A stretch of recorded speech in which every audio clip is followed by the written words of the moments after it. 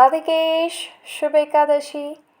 आज एकादशी है और हम जानते हैं आपने एकादशी की बहुत सी कहानियाँ सुनी होगी। अच्छा, कहानियाँ सुनने के बाद एक सवाल तो आपके मन में ज़रूर आया होगा कि इन सारी कहानियों में ये लोग व्रत करते हैं और भगवान एक ही दिन में प्रसन्न होकर प्रकट हो जाते हैं और इनसे कहते हैं वर मांगो, और उन्हें जो भी चाहिए होता है वो भगवान उन्हें वरदान रूप में दे देते हैं। तो ये सवाल आपके मन में भी आया होगा, मैं भी तो कितने बार व्रत करता हूँ, मेरे सामने तो भगवान नहीं आए और भगवान ने नहीं कहा कि वर मांगो और जो भी चाहिए हो ले लो मुझसे। आया होगा, राइट? तो इसका आंसर है हमारे पास एक प्यारी सी स्टोरी में। इस स्टोरी को आप पूरा सुनेंगे तो आपको पता चलेगा कि जो एकादशी की कहानियों में आप सुनते हैं कि उसने व्रत किया और उसे अनचाहा वरदान मिला और भगवान भी उससे मिलने के लिए आए, और आप जो व्रत करते हैं जहाँ पे आपके सामने भगवान स्वयं प्रकट नहीं हो रहे हैं, तो आखिर क्या फ़र्क आ रहा है उनके व्रत में और आपके व्रत में। तो अगर आप जानना चाहते हैं कि व्रत की सही विधि क्या होती है और ऐसा व्रत कैसे रखा जाए कि भगवान आपसे मिलने आए, तो इसके लिए आपको ये कहानी ज़रूर सुननी चाहिए। चलिए तो कहानी को शुरू करते हैं। ये एक काल्पनिक कहानी है जिसे बनाया गया है ये समझाने के लिए कि व्रत करने का सही तरीका क्या होता है और व्रत का असल में महत्व क्या है। ये कहानी है एक गुरुदेव और उनके शिष्य की। एक दिन गुरुदेव एक पेड़ के नीचे बैठे थे, तो उतने में उनके पास उनका एक शिष्य आके बैठ जाता है। शिष्य आज थोड़ा सा चिंतित था, तो गुरुदेव उससे पूछते हैं कि वत्स, क्या हुआ, तुम बहुत चिंतित नज़र आ रहे हो आज। तो इतने में शिष्य कहता है, गुरुदेव आप तो जानते हैं भय अच्छा नहीं होता, गुरुदेव आप तो जानते हैं मोह भी अच्छा नहीं होता, साथ ही साथ आप ये भी जानते हैं क्रोध तो बिल्कुल अच्छा नहीं होता। तो गुरुदेव कहते हैं तुम सही कह रहे हो, ये सारी तो अवगुण है, ये तो किसी मनुष्य में होनी ही नहीं चाहिए। इतने में शिष्य कहता है मैं भी ये बहुत अच्छे से जानता हूँ, लेकिन क्या करूँ, ज्ञान होने के बाद भी ये सारे अवगुण मुझ पे हैं। मैं कितनी ही कोशिश करूँ मुझे गुस्सा आ ही जाता है, मैं कितनी भी कोशिश करूँ मुझे चीज़ों से मोह हो ही जाता है, और मैं कितनी ही कोशिश करूँ मैं कई बार जीवन में डर भी जाता हूँ। मैं अपने इन सारे अवगुणों से ऊपर उठना चाहता हूँ गुरुदेव, अगर आपके पास कोई मार्ग हो तो कृपा कर मुझे दिखाइए। इतने पर गुरुदेव कहते हैं कि मार्ग बहुत ही सरल है। मार्ग है एकादशी का महापुण्य देने वाला व्रत। इतने में जो शिष्य होता है वो आगे सुनता ही नहीं और अपने गुरुदेव को बीच में टोकते हुए कहता है, नहीं नहीं नहीं गुरुदेव, आप कृपया कर कुछ और बताइए। तो गुरुदेव कहते हैं क्यों, ऐसा क्यों? तो शिष्य कहता है ये मैं बहुत पहले रखा करता था, लेकिन उससे मुझे कोई लाभ नहीं हुआ तो मैंने बंद कर दिया। गुरुदेव कहते हैं अच्छा, तुम रखा करते थे एकादशी का व्रत, कैसे रखते थे, ज़रा मैं भी तो सुनूं, बताओ मुझे।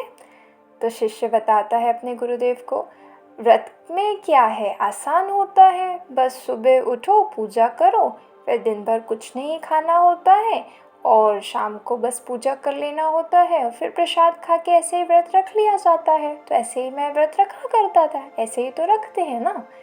तो इतने में गुरुदेव हंसते हुए कहते हैं, वत्स, अगर तुम्हें पूर्ण ज्ञान तक पहुंचना है तो तुम अज्ञान का सहारा नहीं ले सकते। पूर्ण ज्ञान तक पहुंचने के लिए तुम्हारे पास सही ज्ञान होना चाहिए, तभी तो तुम उन तक पहुंच सकोगे। किसी भी व्रत को सिर्फ भूखे पेट रख लेने से व्रत नहीं पूरा हो सकता और उसका लाभ तुम्हें क्या, किसी को भी कभी नहीं मिल सकता। यदि तुम किसी भी व्रत का पूर्ण लाभ, पूर्ण पुण्य प्राप्त करना चाहते हो तो तुम्हें सबसे पहले व्रत का मतलब, व्रत का महत्व, व्रत का नियम जानना होगा। किसी भी चीज़ को नियम अनुसार करोगे तभी तो उस पे सफलता प्राप्त कर सकोगे ना। इतने पर शिष्य कहते हैं, तो गुरुदेव आप ही बताइए, एकादशी व्रत रखने का सही नियम क्या होता है।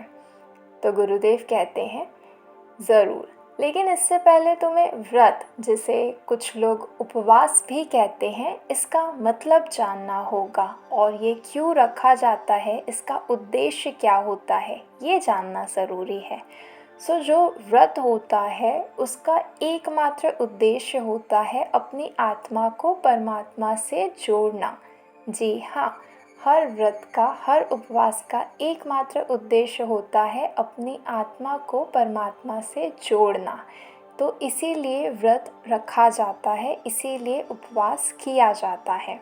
लेकिन आजकल लोग इस बात को समझते नहीं हैं और बस उन्हें कुछ चाहिए होता है तो उस इच्छा से व्रत रख लेते हैं, और व्रत को रखने के लिए बस सुबह भगवान के पास जाके हाथ जोड़ते हैं, दिन भर कुछ खाते नहीं हैं और फिर बस इंतज़ार करते रहते हैं कि कब शाम होगी, कब दिन पूरा हो जाएगा, तो कब प्रसाद मिलेगा।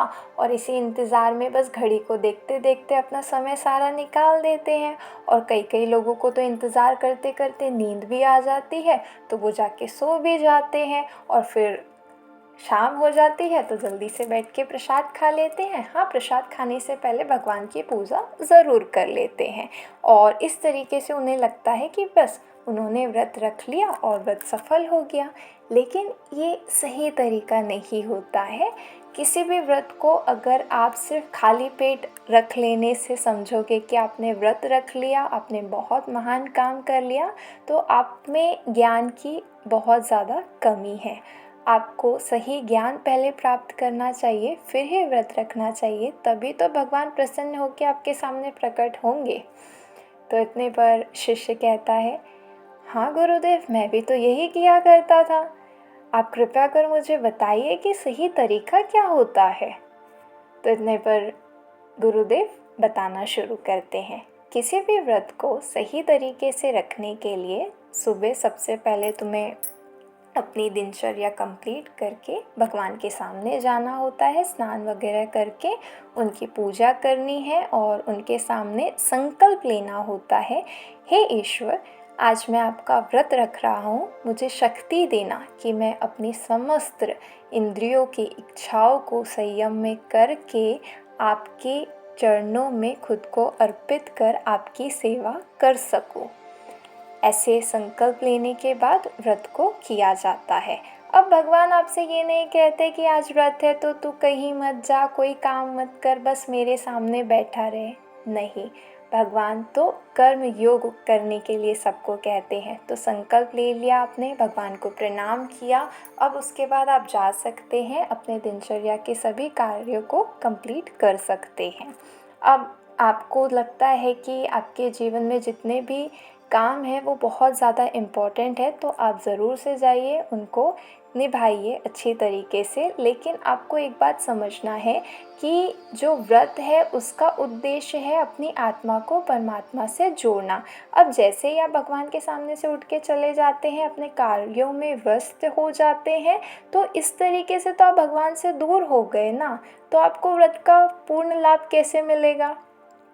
तो इस बात का सॉल्यूशन ये है कि आप अपने कार्यों को करते करते साथ ही साथ मन ही मन में भगवान का नाम लेते रहिए, भगवान का कीर्तन करते रहिए।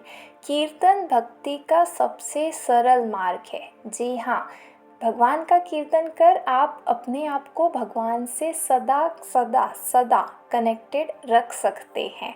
आप जो भी काम करते रहते हैं, आप जो भी कार्य में व्यस्त हैं रहिए, लेकिन साथ ही साथ मन में भगवान का नाम लेते रहिए, भगवान के मंत्रों का जाप करते रहिए, भगवान का महापवित्र महामंत्र हरे कृष्णा कृष्णा कृष्णा हरे हरे, हरे राम राम राम हरे हरे, इसका जाप करते रहिए, कीर्तन करते रहिए। तो इस तरीके से एक तरह तो आप अपना पूरा जो भी काम है उसको निभाएंगे, साथ ही साथ आप खुद को भगवान के साथ जोड़े रखेंगे, जो कि व्रत का उद्देश्य है। और फिर इसके बाद आपको शाम को फिर जाना चाहिए भगवान के सामने, उनकी पूजा अर्चना करनी चाहिए, उन्हें सुंदर सुंदर पुष्प चढ़ाने चाहिए, उनके सामने दिया प्रज्वलित करना चाहिए, उन्हें भोग लगाना चाहिए और फिर अपने दिल की सारी बातें उनके सामने रखनी चाहिए। जी हाँ, भगवान सुनते हैं, भगवान समझते हैं और भगवान आपकी सबसे ज़्यादा चिंता करते हैं। आपको खुद की जितनी चिंता नहीं है, उससे कहीं ज़्यादा चिंता भगवान को आपकी है। तो आपके मन में जो कुछ भी होता है, आप भगवान के सामने उस बात को रख दीजिए एक साफ मन से और अपने दिल को हल्का कर लीजिए। भगवान आपकी सुनेंगे और भगवान की इच्छा अनुसार आपके लिए जो सबसे अच्छा होगा उस अनुसार वो आपको बुद्धि देंगे और आप पे अपना आशीर्वाद बरसाएंगे। और इस तरीके से फिर भगवान की आरती कर उन्हें जो अर्पित किया था आपने भोग, उसे प्रसादम रूप में आपको ग्रहण करना चाहिए। जब भी आप व्रत रखते हैं तो आपको केवल प्रसाद ग्रहण करना चाहिए। प्रसाद का मतलब होता है सबसे पहले भगवान को अर्पित कीजिए। भगवान को अर्पित किया गया भोग जब मनुष्य प्रसाद रूप में ग्रहण करता है तो अंदर से ही उसमें संयम बढ़ते जाता है और एक एक एक करके उसकी जितनी भी इंद्रिय तृप्ति करने की इच्छाएं होती हैं कम होते जाती है, कम होते जाती है, कम होते जाती है और वो जीवन को जीत जाता है। एक एक करके भय, क्रोध, लोभ और जितने भी अवगुण हैं घटते जाएंगे और आप खुद को पूर्ण रूप से भगवान से जोड़ा हुआ पाएंगे। तो व्रत का उद्देश्य है आत्मा को परमात्मा से मिलाना। तो आत्मा को परमात्मा से कैसे मिलाया जाए? दिन भर अपने कार्यों को कीजिए, अपनी जिम्मेदारियों को निभाइए, लेकिन मन ही मन भगवान के पवित्र नाम का कीर्तन करते रहिए। इस तरीके से जब आप व्रत करेंगे तब भगवान प्रसन्न होंगे और आप खुद उनकी उपस्थिति अपने सामने महसूस कर सकेंगे। जब भगवान आपके सामने उपस्थित होते हैं ना, तो आपके दिल में एक सुकून सा आता है, आपके आँखों से आंसू बहने लगते हैं और आप अंदर से इतना खुश फील करते हैं कि उस खुशी की जो इंटेंसिटी होती है वो बहुत हाई होती है। लगता है कि अब तो आपने सब कुछ पा लिया, अब तो कुछ मांगने के लिए शेष रह ही नहीं गया।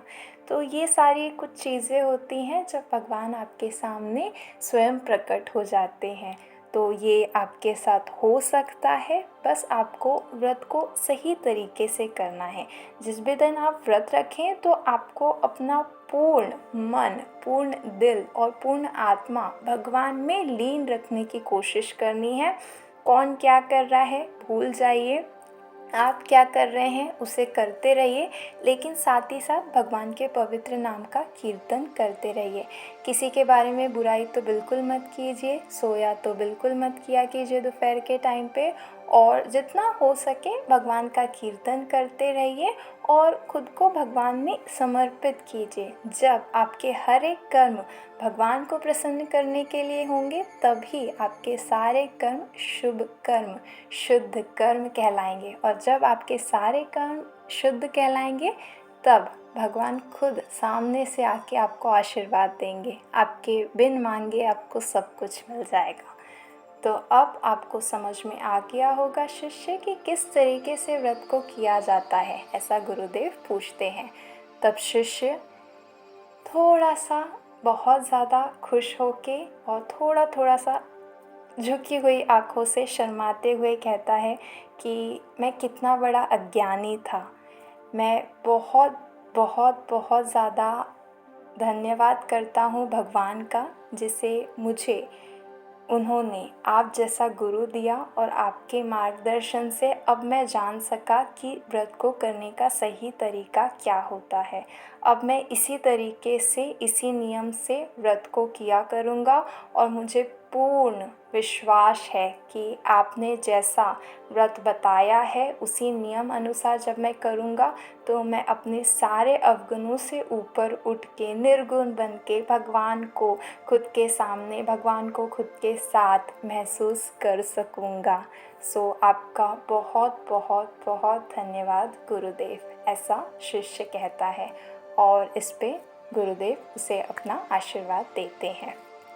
तो ये थी प्यारी सी कहानी जिसमें हमने समझा कि किस तरीके से व्रत को रखा जाता है, और हमें आशा है कि अब दोबारा जब भी आप कोई व्रत करेंगे तो आप इसी नियम अनुसार व्रत को करेंगे।